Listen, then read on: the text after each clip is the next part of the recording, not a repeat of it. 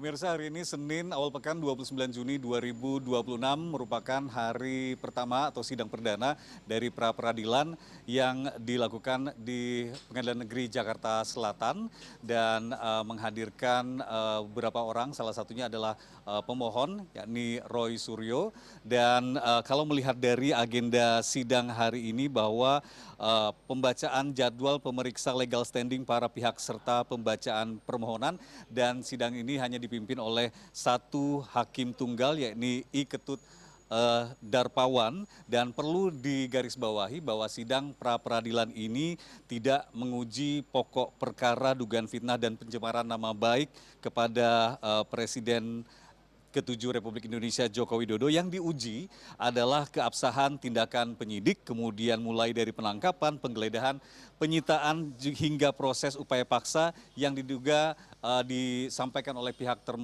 pemohon. Ini dilakukan oleh termohon yakni Polda Metro Jaya. Saya akan berbincang dengan salah satu kuasa hukum dari Roy Suryo yakni Abdul Ghaufur Sangaji. Selamat siang, Bang Ghaufur.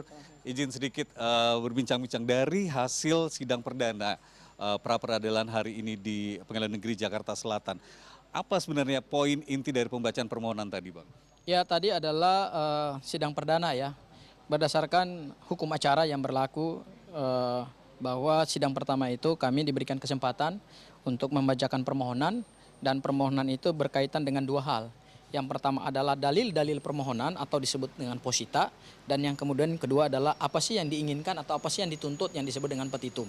Nah, dari dalil-dalil permohonan yang tadi kami sampaikan, ada sebetulnya 4 hal yang kami minta supaya Pengadilan Negeri Jakarta Selatan melalui hakim tunggal yang memeriksa permohonan akuo, ya, yaitu pemeriksaan terkait dengan legalitas atau keabsahan dari penangkapan, kemudian penahanan, penggeledahan yang dilakukan pada tanggal 19 Juni 2026 di kediamannya Mas Roy, ya.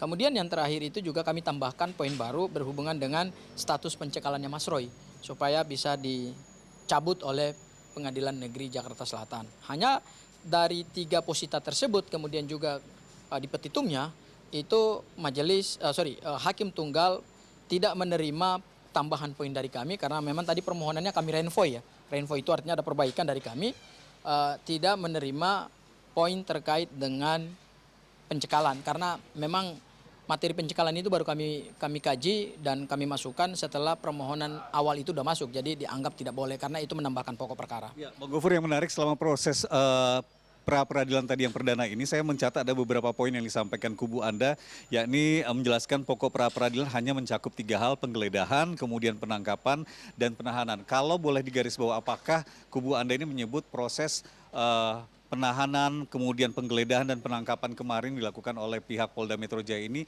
melanggar hukum?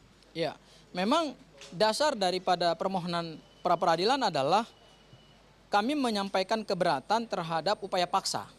Ya, upaya paksa yang dilakukan Polda Metro Jaya berupa penangkapan, penahanan, dan penggeledahan. Itu kan bagian dari upaya paksa. Kenapa kami menyatakan keberatan? Karena tentu itu melanggar hukum gitu. Dan ujung daripada permohonan pra-peradilan ini sebetulnya hanya untuk meminta putusan dari hakim tunggal bahwa upaya paksa yang dilakukan Polda Metro Jaya yang tidak berdasar secara hukum, melanggar hukum acara pidana kita itu adalah harus dinyatakan tidak sah dan harus dinyatakan batal demi hukum. Kenapa? Karena ini untuk kepentingan pembelajaran hukum.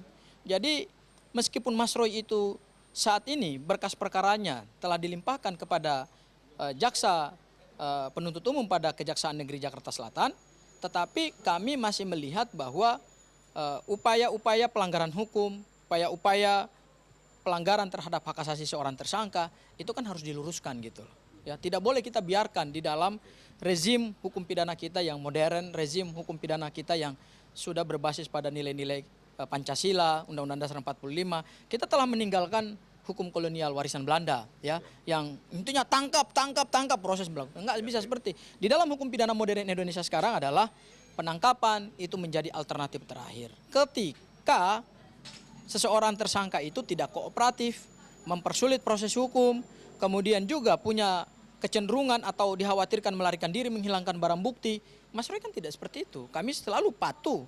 Nah, oleh karena itu kami minta supaya ini diperiksa oleh pra peradilan sehingga ini menjadi pembelajaran hukum ke depan. Jadi pada saat besok ini sudah termasuk tanggapan dari tergugat, replik dan duplik, kemudian pembuktiannya kapan Bang? Ya, jadi besok ini agendanya adalah jawaban dan tanggapan dari termohon, yaitu pihak Polda Metro Jaya.